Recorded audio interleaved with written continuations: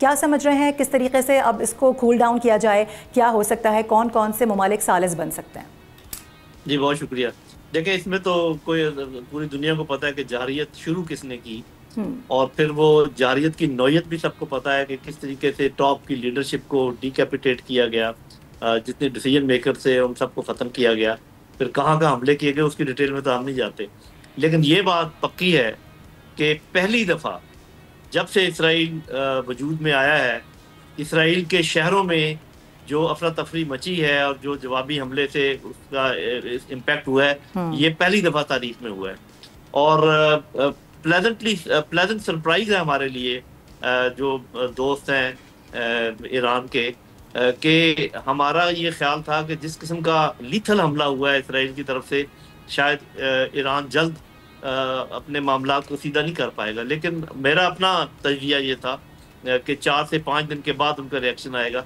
उनका रिएक्शन तो 1-1.5 दिन के बाद ही आना शुरू हो गया, दूसरे दिन और तीसरे चौथे दिन तो बड़ा, और आज 7वां दिन है। तो मेरा अपना ख्याल ये, मैंने पहले भी कहा था कि ये जो वॉर स्टेमिना होता है, ये सिर्फ ये नहीं है कि जहाज कितने हैं आपके पास और बम कितने हैं और रॉकेट कितने हैं, उसमें ये चीज भी शामिल है कि जो आपकी कौम है वो कितना दुख बर्दाश्त कर सकती है और उसके बावजूद वो अपने जो भी उसका मौक़िफ़ है उस पर खड़ी रह सकती है।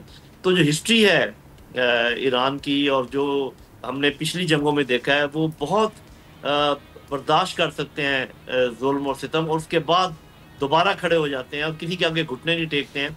तो ये बात जब आप इसको अगर आप मिलाएं ना, वो जो ट्रंप ने कहा हमारे चीफ को कि आप बेहतर जानते हैं ईरान को, ये उसी बात की कड़ी है। उनको अब एहसास हुआ है इसराइल को कि ये तो बहुत ही गैर मंतकी एक डिमांड है अमेरिका की तरफ से कि अनकंडीशनल सरेंडर। भाई अनकंडीशनल सरेंडर आप उनको नहीं करवा सके जो सिर्फ 5 किलोमीटर पर 30 किलोमीटर के इलाके में रहते हैं। गाजा की बात कर रहा हूँ जिसमें सिर्फ चंद लाख लोग हैं, आप उनको अनकंडीशनल सरेंडर नहीं करा सके, तो ये आप क्या बात कर रहे हैं? मतलब कोई मंतक होती है, कोई लॉजिक होती है?